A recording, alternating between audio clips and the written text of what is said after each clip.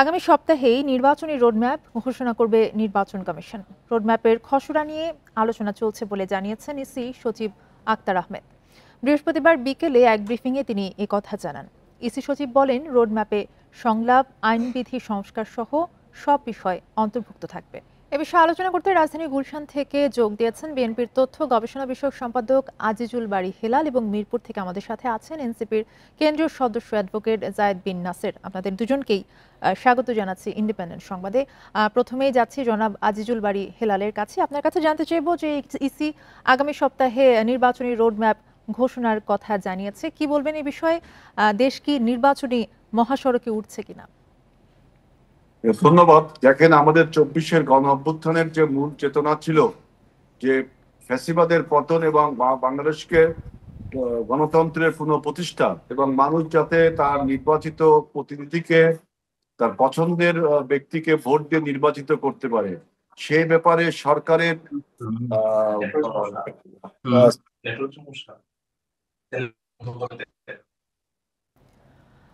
আমাদের সাথে জায়েদ বিন নাসেরও আছেন। আপনার কাছে জানতে চাইবো যে এই বিষয়ে জানতে চাইবো যে ইসি বলেছে যে আগামী সপ্তাহে নির্বাচনী রোডম্যাপ ঘোষণা করা হবে। আমার প্রশ্ন হচ্ছে যে এনসিপি কি নির্বাচনে যাবে নাকি বয়কট করবে? জি, ধন্যবাদ আপনাকে। আমাদের কথা খুবই স্পষ্ট। গণ অভ্যুত্থানের ভিতর থেকে যেই পার্টির জন্ম হয়েছে, তারা মৌলিক সংস্কার, বিচার এবং গণপরিষদের যে কথা আমরা বলেছি, আমরা সেরকম যদি একটা নির্বাচন হয় তবে অবশ্যই আমরা নির্বাচনে যাব। আমরা মনে করি বাংলাদেশকে সঠিক পথে নিতে হলে নির্বাচনের কোনো বিকল্প নেই। কাজে এই নির্বাচনমুখী দল আমরা, কিন্তু সেই নির্বাচনটা যাতে এমন নির্বাচন না হয় যে পরবর্তীতে আবার আমাদেরকে রক্ত দেওয়া লাগে। যারা শহীদ হলেন, এই 2000 মানুষ শহীদ হলেন এই বিপ্লবে, সেই তাদের অনেকে ছিলেন যারা সন্তান সম্ভবা ছিলেন, তাদের স্ত্রী, সেই সমস্ত মানুষের কয়েকদিন আগে সন্তান জন্ম দিয়েছেন। অনেক তরুণ যুবক যাদের বাবা মারা গেছেন, তারা এতিম হয়ে গেছেন, তাদেরকে আবার 20 বছর পর যাতে প্রাণ দেওয়া না লাগে। 72-এর সংবিধান আপনারা জানেন যে সেটা মজ্জাগতভাবে, আত্মিকভাবে একটা গণবিরোধী এবং স্বৈরতান্ত্রিক সংবিধান। সেটা একটা অবৈধ সংবিধান। In the eye of law এটা একটা অবৈধ সংবিধান, কারণ সেই গণপরিষদ তৈরি হয়েছিল পাকিস্তানের সংবিধান রচনা করার জন্য। এই 54 বছর বাংলাদেশের যত রকম রাজনৈতিক সংকট, জাতীয় সংকট, তার মূলে ছিল সংবিধান। কাজেই আমরা একটা গণপরিষদ নির্বাচন চাই এবং জুলাই সনদ যে সমস্ত বিষয়ের উপর ভিত্তি করে হবে, সেটা যেই দলই চাক, বিএনপি যদি ল্যান্ডস্লাইড ভিক্টরি পায়, আমরা যদি পাই, বা সকলে সম্মিলিতভাবে, আমরা মনে করি যে একটা গণপরিষদ নির্বাচন হতে হবে এবং কিছু বিষয়ের উপর আমরা কমিটেড থাকব। সেই সমস্ত বিষয়কে সেই সংবিধানের মৌলিক অনুষঙ্গ হিসেবে মেনে নেওয়া উচিত। আজিজুল বারী হেলাল আছেন আমাদের সাথে। আপনার কাছে আরো একবার জানতে চাইবো যে নির্বাচন নিয়ে কিন্তু এখনো জনমনে নানা সংশয় রয়েছে, আশঙ্কা রয়েছে, কি বলবেন এই বিষয়ে? দেখুন, যে আমাদের দেশ এখন যে রোড টু ডেমোক্রেসি, আপনার গণতন্ত্রের পথে হাঁটছে, এই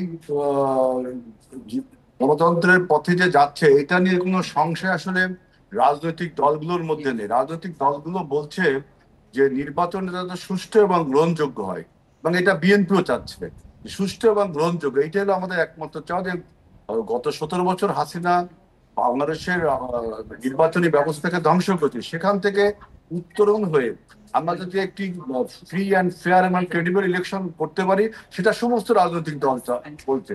কিন্তু আমার এনসিপির যে ভাই বলল যে গণপরিষদ নির্বাচন হবে, আসলে এই নিয়ে বিতর্ক কিন্তু আমাদের জাতীয় ঐক্যমত্য কমিশনে অনেক হয়েছে, যে একটি নতুন দেশ যখন স্বাধীন হয় তখন গণপরিষদের মাধ্যমে সংবিধান রচনা হয়। এখন যদি আপনি সংবিধান রচনা করার আবার এই তর্ক তোলেন, তাহলে কিন্তু নির্বাচনে একটা আনসার্টেনিটি দেখা দেবে।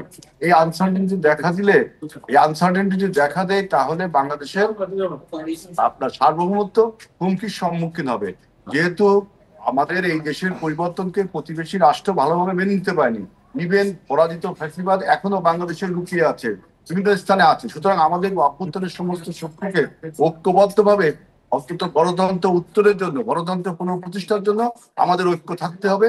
নির্বাচনের পরে যে নির্বাচিত সরকার যে সমস্ত কমিটমেন্ট করেছে আমাদের ঐক্যমত কমিশনের কাছে, অন্তত 12টা থেকে 15টা বিষয়ে আমরা ঐক্যমত হয়েছি। এইসব বিষয়ে আপনার ইমপ্লিমেন্ট হবে উইদিন 2 ইয়ার্স, এটা মিন করে এটা কমিটমেন্ট করছে সমস্ত রাজনৈতিক দল। আর সংসদ ছাড়া আপনি তো এই সমস্ত ঐক্যমত যেসব বিষয় যেগুলো আইনি ভিত্তি দিতে পারবেন না। এখন যদি আপনি লজিক্যালি বলেন যে গণপরিষদ নির্বাচন হতে হবে, গণভোট হতে হবে, দেখেন এগুলো তো গণপরিষদ, আমি পূর্বেই বলেছি গণপরিষদ হয় সদ্য স্বাধীনপ্রাপ্ত দেশে সংবিধান রচনার জন্য। আমরা 71 স্বাধীনতা অর্জন করেছি, সেই সংবিধান আমাদের রয়েছে, সেই সংবিধান 13 বার কি 14 বার 15 বার। আপনার কাছে এই একই প্রসঙ্গ নিয়ে আমি একটু জায়েদ বিন নাসিরের কাছে যাব এবং আপনার কাছে জানতে চাই যে আগামী নির্বাচনে কিন্তু নতুন বা তরুণ ভোটার হচ্ছে 45 লাখ। তরুণদের দল হিসেবে কি এনসিপি কে সমর্থন তারা করবেন বলে মনে করেন কিনা? অবশ্যই অবশ্যই আমরা অত্যন্ত আশাবাদী। কারণ আমি বিনয়ের সাথে আজিজুল ভাই, হেলাল ভাইকে মনে করিয়ে দিব যে গণপরিষদ যদি একটা দেশ গঠনের সাথেই সম্পৃক্ত থাকে, আপনি 72-এ যে সংবিধানটা আমরা পেয়েছিলাম, সেই গণপরিষদ তৈরি হয়েছিল পাকিস্তানের সংবিধান রচনা করার জন্য। 1970 সালের যে নির্বাচন, সেটা শাসনতন্ত্র তৈরি করার নির্বাচন ছিল। পাকিস্তান গঠিত হয়েছে 1947 সালে।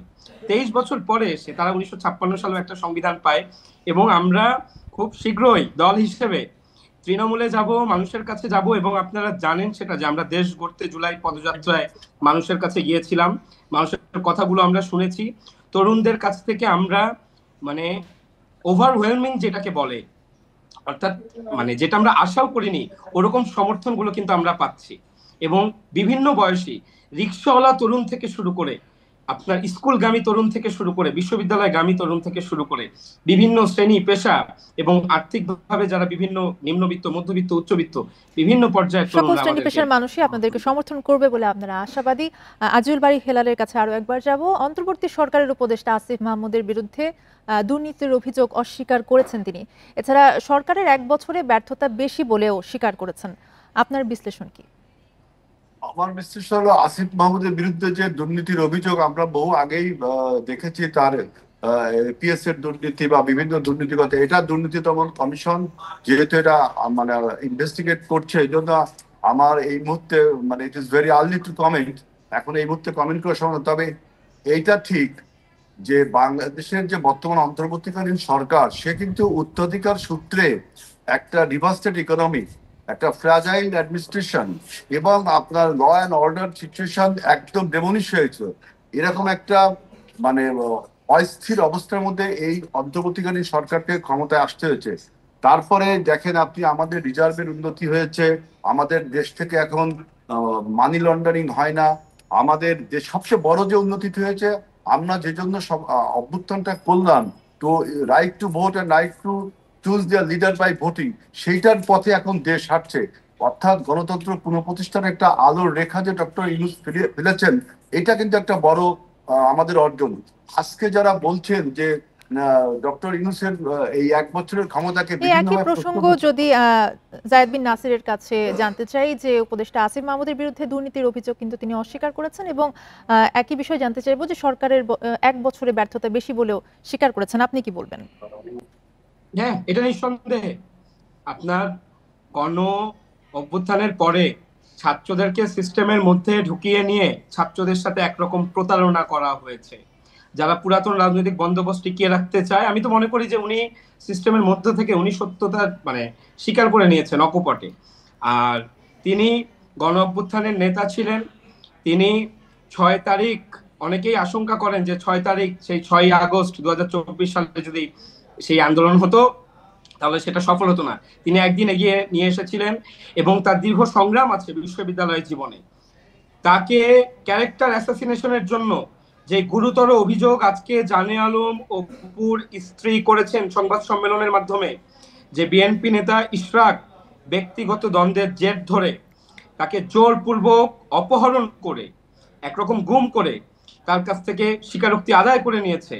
আমি আইন শৃঙ্খলা রক্ষাকারী বাহিনীকে অনুরোধ করব যে কারো রক্তচক্ষুকে আপনারা ভয় করবেন না, নিরপেক্ষভাবে আপনারা এই বিষয়টিকে তদন্ত করুন। এই বিষয়ে আমি বেশি কিছু বলবো না, শুধু এইটুকুই বলবো, যদি এরকম কোনো ঘটনা ঘটে থাকে তবে বাংলাদেশের রাজনীতির জন্য এটা অত্যন্ত অশনি সংকেত এবং বাংলাদেশের মানুষকেই ভবিষ্যতে ঠিক করতে হবে যে বাংলাদেশের মানুষ আবার সেই গুমের গ্যালাকলে পড়বে কিনা, নাকি তারা প্রকৃতপক্ষে স্বাধীনভাবে এই স্বাধীন বাংলাদেশে বেঁচে থাকতে চায়। জি, আপনাদের দুজনকে অসংখ্য ধন্যবাদ আমাদের সাথে যুক্ত হবার জন্য।